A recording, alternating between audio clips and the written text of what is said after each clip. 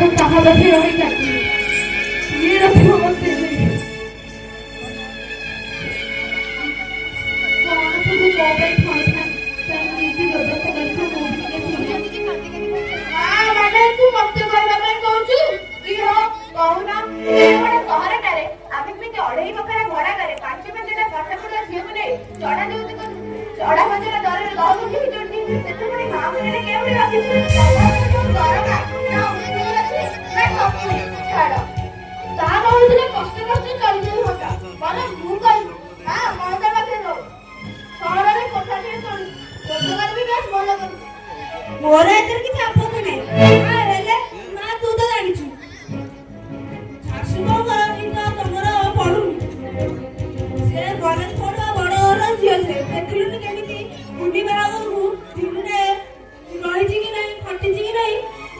ରାତିରେ ସେ ପଳେଇଗଲା ସେ ରାଗ ରଖି ସୁଧ ହବାକୁ ଟିକେ ଆସିଲାଣି ତୁ ଯଦି ତା ପାଖରେ ଟିକେ ଆଡଜଷ୍ଟ କରି ରହିଯାଆନ୍ତୁ ତାହେଲେ ବଡ ହାତରେ କିଛି କହିବାର ନାହିଁ ହେଲେ ରାଜି ହେଲେ ହେଲା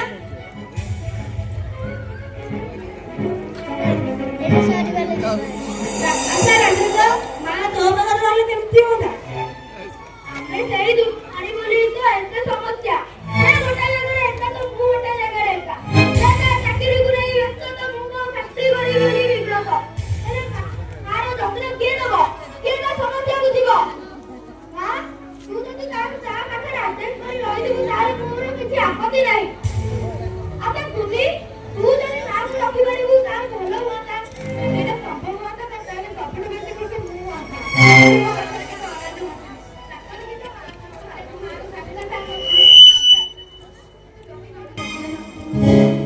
क्षमा करिए भाउज मते जो आलो मते डेरी हे गला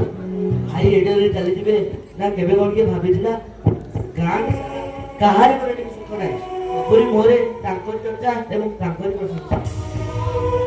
आज से सब बस भाबिला बेला को बहुत डेरी होई गले तुमे ती काहे कोन भाउज भाई तो हमर मनुष्य थिले थिले देवता हां हां देवता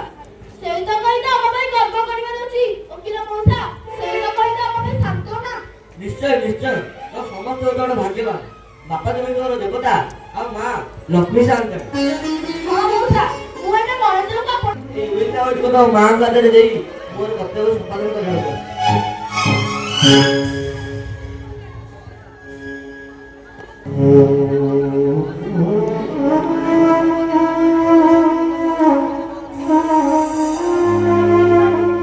ଅନେକ କରିଥିଲି ମା ମୋର ଭୁଲ ହେଇଯାଇଛି ମତେ କ୍ଷମା ଦିଅ ମା ଆମକୁ କ୍ଷମା କରିଦିଅ ମା ମା ଆମକୁ କ୍ଷମା କରିଦିଅ ମା ବୃଦ୍ଧା ମା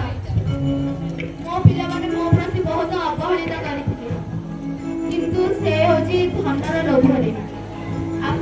ଭାଇ ବନ୍ଧୁ ମାନେ ଆପଣ ଏମିତି କରନ୍ତୁ ନାହିଁ କାରଣ ବାପା ମା ପରା ଆମର ଚଳନ୍ତି ଠାକୁର